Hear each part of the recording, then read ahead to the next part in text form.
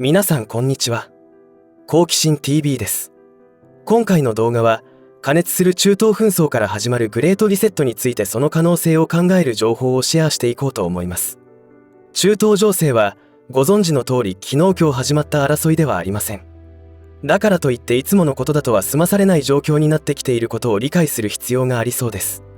中東関係の動画は何本か作成してきていますが、隠語だらけで聞きづらくなっている点についてお詫びしておきたいのですが、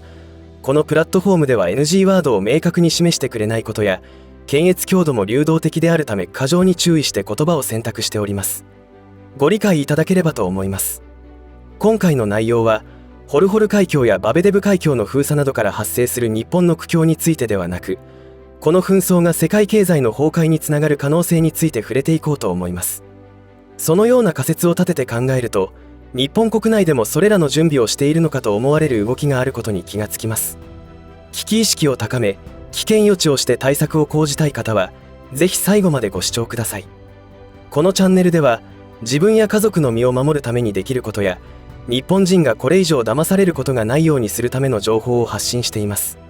チャンネル登録がお済みでない方はぜひチャンネル登録をお願いします。さて、間もなく2023年が終わろうとしていますが、今年起き始めたことが来年になってどのような展開になっていくのでしょうか。大きく見ると世界の動きというのは良い方向に向かっていると考えています。その根拠というのは、ろくでもない輩によって全体主義、共産主義による世界統一政府を作るという目論見みに対して、世界中のまともな人たちが立ち上がり、組織を作ってその動きを阻止する勢力が広がっているということ。そして流行り病蔓延時に予防と称して反強制的に打たされたあれの実被害が明確になってきており、その悪巧みに関わる者たちからの内部告発や内部文書流出などが相次いだことで、多くの人たちがその異常さに気がつき始めていることなどが挙げられます。そういった世界的な流れの中で日本の状況というのは嘆かわしい部分もありますが、世界的な流れと同様に大きな動きがあることも事実です。残念ながら彼らの悪巧みによって犠牲となる人たちが後を絶たないのですが、本格的な被害はこれからだと私は思っています。現時点でもご視聴の皆さんも感じていることかもしれませんが、一日の中で救急車のサイレンを聞かない日はないのではないでしょうか。調べてみると総務省による令和4年中の救急出動件数等速報値の公表があったので紹介しておきますと、なんと令和4年中の救急自動車による救急出動件数は722万9838件ありまして、これは対前年比で103万6257件の増加となっており、増加率は 16.7% となっています。これは救急出動件数、搬送人員ともに対前年比で大幅に増加するとともに、集計開始以来で最多となったそうです。もちろん原因ははっきりしていませんが、何かが起きているのではないかという仮説が立ちますよね。私は統計の重要さを認識した上で、統計上出てこないそういった肌感覚というものも大切にするように心がけています。話がそれてしまいました。話を戻しますと、今緊張度がどんどん高くなっている中東情勢について、このチャンネルではいつもの中東情勢とは違うということを言ってきたのですが、それはいくつかある中で特にフォーカスしたいのがアメの国の凋落ぶりです。それも過去動画を参考にしていただきたいと思うのですが、100年近くも続いてきた基軸通貨としてのドルの地位が大きく揺らぐ出来事が頻発しています。その基軸通貨としての地位は何によってもたらされてきたかというと、ペトロダラーシステムというものです。つい先日キッシンジャーが亡くなりましたよね。このタイミングでというのも何か因縁を感じるのですが、キッシンジャーといえばニクソン大統領時代の補佐官としてニクソンショックというデタラメな政策を打ち出しました。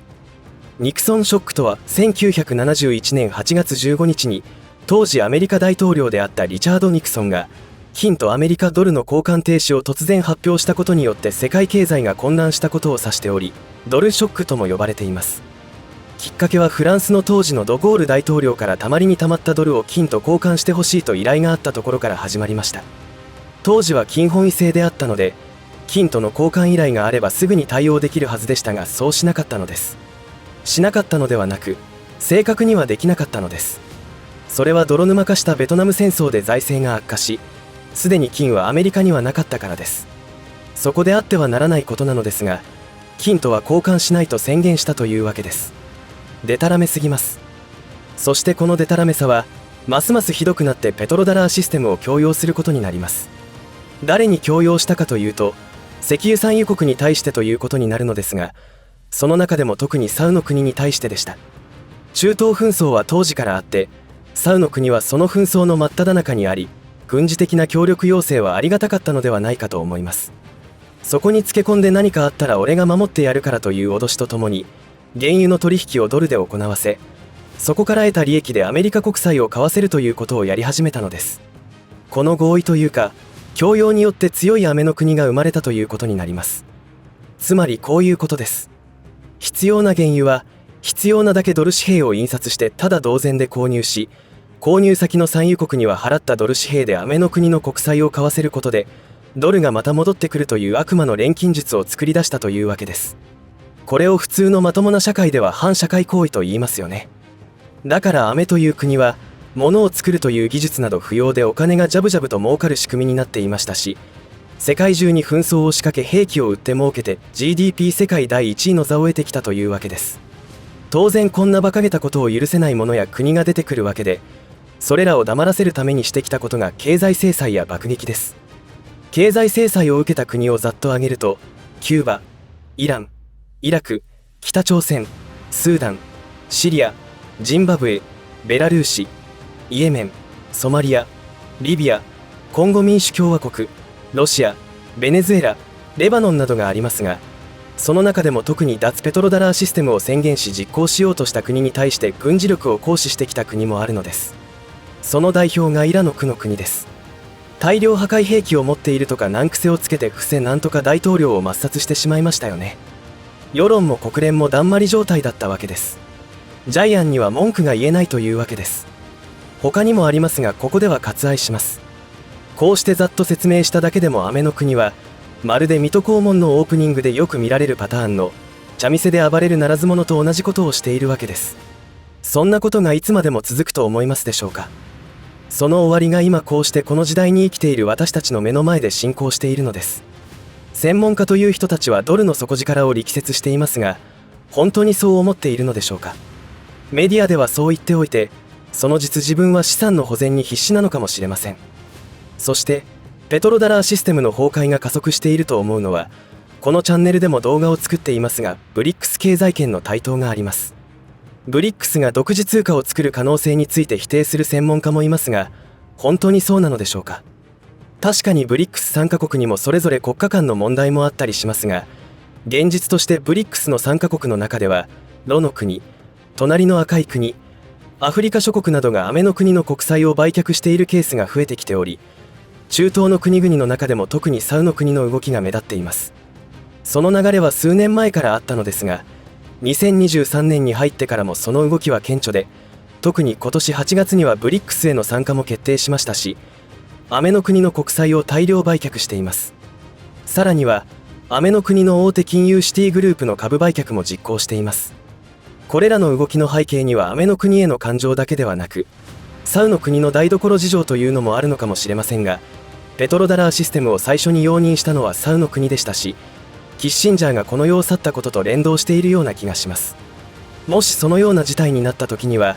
世界一雨の国の国債を保有している日本はどうなるのでしょうか。でたらめなことというのはいつか破綻するに決まっていますので、私たちはその歴史的瞬間を目の当たりにするのかもしれません。日に日に過熱する中東情勢の背景には、雨の国対ブリックス加盟国という構図とも見ることができるので、高い確率で金融経済セクターで何かが起きると感じます。そういえば世界経済フォーラムのアジェンダでは、2030年には所有するという概念がなくなるということを言っています。何でもレンタルされる時代が来るから便利になるというくらいの認識でいたら大変です。せっせと貯めてきた財産を失うことになる、もしかして没収されるということを意味しているかもしれないのです。まさかそんなことするわけないし、できないでしょうという認識は直近の歴史を見れば甘いということがわかりますし、騙され続けてきたことに気がつかず後悔しないようにしてほしいと思います。いかがだったでしょうか。改めてペトロダラーシステムのことを振り返ると、いかにデタラメなことが当たり前のようにまかり通っていたことに驚くのではないでしょうか。このことは後世の人たちが驚きを持って歴史を学ぶのではないかと思います。今はそれが常識であり、正しいとまで言わないまでも、ほとんどの庶民が働いても楽にならないと違和感を感じながら、世の中はこんなものさという感覚で生きているのではないでしょうか。かつてグローバリストであり、隣の赤い国と利益共同体をがっつり組んでいたキッシンジャーの生前の言葉から、あちら側の人たちの価値観を伺い知ることができます。その言葉とは、石油を支配できればその国を支配できる。だが、食料を支配できればその国民を支配できる。というものです。この言葉通り庶民の生き血を吸うシステムを構築し、世界中の不幸を生み出していると思います。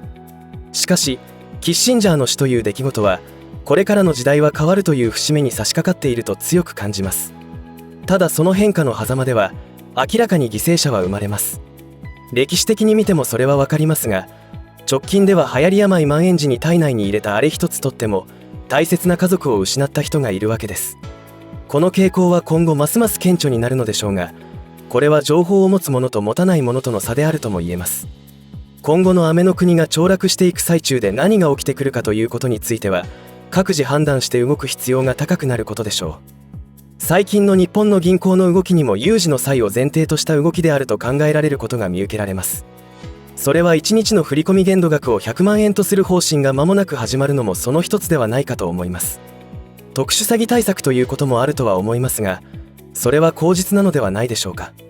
アメの国の銀行破綻が今年に入ってから立て続けにあった原因の一つは、不安に駆られた国民が預金を引き出したからです。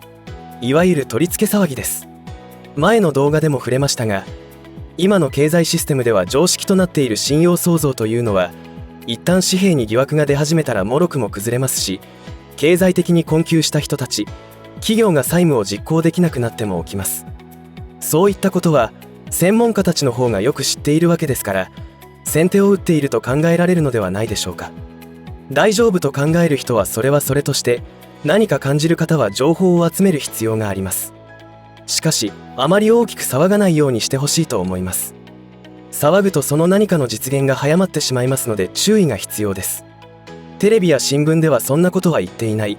また陰謀論じゃないのかと考える人もいるでしょうが、メディアでそんなことに匂わせたら本当に日本が終わってしまいますので、最後の最後まで報じないのではないでしょうか。いずれにしても危険予知を行って対策をするタイプの方にとって、今回の動画の内容が今後の対応策を検討するのにお役立てできればと思います。とにかく食料備蓄と日用品の備蓄は急ピッチで行うことをお勧めします。最後までお付き合いありがとうございました。以上で今回の話は終わりとしますが、皆さんの応援が次の動画作成の力になりますので、いいねボタン、チャンネル登録、通知設定をオンにしていただけると嬉しいです。また、コメント欄へのご意見、ご感想の書き込みもいただけたら励みになります。最後までご視聴ありがとうございました。好奇心 TV でした。